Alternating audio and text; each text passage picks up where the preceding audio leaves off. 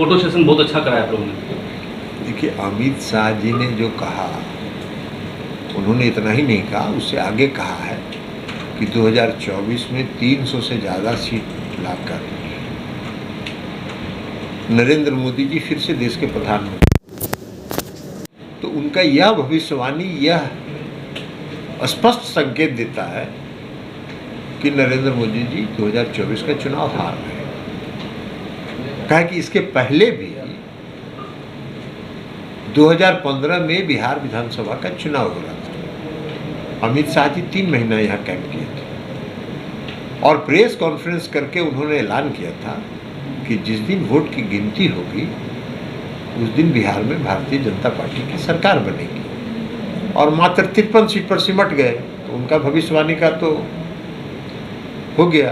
बंगाल में जब विधानसभा का चुनाव हो रहा था तो 2/3 बहुमत बंगाल में ला रहे थे, और बंगाल का जब चुनाव परिणाम आया तो ममता दीदी जितना पिछले विधानसभा में जितनी सीट थी उससे 4 सीट ज़्यादा जीत गई चुनाव। हिमाचल प्रदेश में जब चुनाव हो रहा था तो अमित शाह जी भविष्यवाणी कर रहे थे कि हिमाचल में हम सरकार बना रहे हैं भारतीय जनता पार्टी की फिर से, तो हार गए वहाँ चुनाव। कर्नाटक में जब चुनाव हो रहा था तो अमित शाह जी ने भविष्यवाणी किया कि भाई 2/3 बहुमत से हम कर्नाटक में सरकार बनाने जा रहे हैं, चुनाव हार गए। अब जब दावा कर रहे हैं कि 2024 में मोदी जी प्रधानमंत्री बनेंगे, इसका मतलब है कि मोदी जी हार रहे हैं। उनके भविष्यवाणियों का यही असर होता रहा। जी, बिहार परिवर्तन की धरती है, कल कैसा रहा बैठक हुआ? बहुत अच्छा। सभी पार्टियों ने पूरी एकजुटता के साथ, और आप प्रेस कॉन्फ्रेंस में सभी पार्टी के आदरणीय नेताओं ने स्पष्ट रूप से कहा कि हम एक अपने सारे मतभेदों को भुलाकर, अपने सारे रिजर्वेशंस को भुलाकर हम एकजुट होकर 2024 का चुनाव लड़ेंगे। आम आदमी पार्टी तो सर नाराज दिख रही है ना। आम आदमी पार्टी कोई एजेंडा नहीं था, ये एजेंडा था विपक्ष को एकजुटता का, तो इसलिए एकजुटता का है। अब उनकी अपनी राय होगी। एक सवाल जेपी नड्डा कह रहे हैं कि उस वक्त कांग्रेस के खिलाफ आप लोग लड़ रहे थे। हम कांग्रेस के खिलाफ नहीं लड़ रहे थे।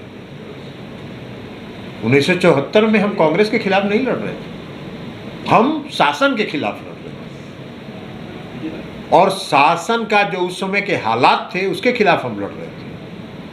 आज जो हालात हैं वो 1974 और इमरजेंसी, जो घोषित इमरजेंसी 1975 में हुआ था, उससे बदतर हालत है।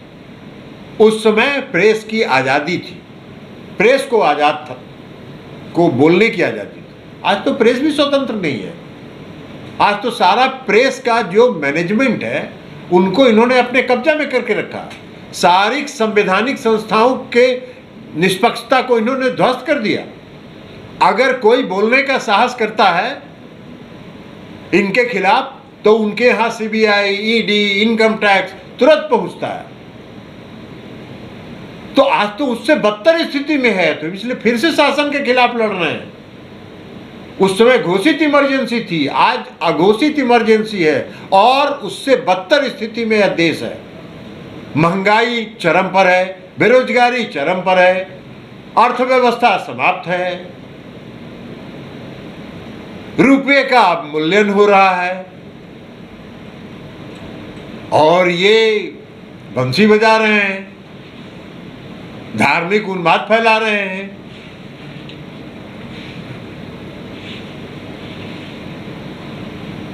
तो इसलिए आज जो स्थिति है उससे बदतर है, और आज के शासन के खिलाफ लड़ने के लिए हम फिर से एकजुट। नीतीश कुमार को इस बैठक से क्या मिला? भाजपा लगातार इस बात पर सवाल कर रही है। नीतीश कुमार का संकल्प ही था, जब वो एनडीए से बाहर आए थे उस समय से उनका संकल्प था कि हम विपक्ष को एक करके इनको हराएंगे, और उसमें उनको सफलता मिली। अमित शाह अभी आप ही क्या आ रहे हैं? 29 तारीख को मुंगेर आ रहे हैं। बहुत अच्छी बात है, बिहार में तो स्वागत है। वो 3 महीना पहले भी रहे हैं, फिर से आ रहे हैं, तो क्या इसमें दिक्कत कहाँ कोई आपत्ति है? देश के गृह मंत्री हैं, जहाँ जहाँ मन करे जाएं, क्योंकि मुंगेर जहाँ मैं घूमे पर आप ही रहेंगे। अरे कोई रहे तो उसे क्या फर्क उससे होता है? ये तो जनता ने तय करती है, अमित शाह जी तय करते हैं। जनता तय करती है। अध्यक्ष जी, एआईएमआईएम के प्रदेश अध्यक्ष ने कहा कि इस बैठक से मुसलमानों को, सिखों को और ईसाइयों को अनदेखा किया गया है। छोड़िए ना, उनके बारे में भी सबको पता है, इस देश को पता है। उन्होंने यह भी कहा कि वो उनके बारे में इस देश को पता है, और इस देश का बच्चा बच्चा जो राजनीति में है उसको मालूम है कि वो कहाँ से गाइड होते हैं। सर, एक अंतिम सवाल है सर कि पहले चंद्रबाबू नायडू ने ये कोशिश की, लेकिन नीतीश कुमार का वो करिश्माई नेतृत्व आप नहीं मान रहे हैं। जो एक मंच पर केजरीवाल भी आए, ममता बनर्जी भी आई, राहुल गांधी भी आए, इससे बड़ा मंच आज तक भारत की आज़ादी के बाद शायद लोगों ने नहीं देखा। ये निश्चित तौर पर नीतीश कुमार की करिश्माई नेतृत्व का नतीजा मानते हैं? नहीं, सब लोगों की मंशा। नीतीश कुमार जी ने तो घूम घूम के सभी राज्य के नेताओं से अलग अलग जाकर मिलकर आग्रह किया कि सब लोग मिलिए और मिलके चुनाव लड़िए, और ये सभी नेताओं के मन के अंदर इस भारतीय जनता पार्टी के शासन के खिलाफ जो इनका दमनात्मक कार्रवाई है, जो ये भय पैदा करना चाहते हैं, उसके खिलाफ सबके मन में जो था वो प्रकट हुआ कल।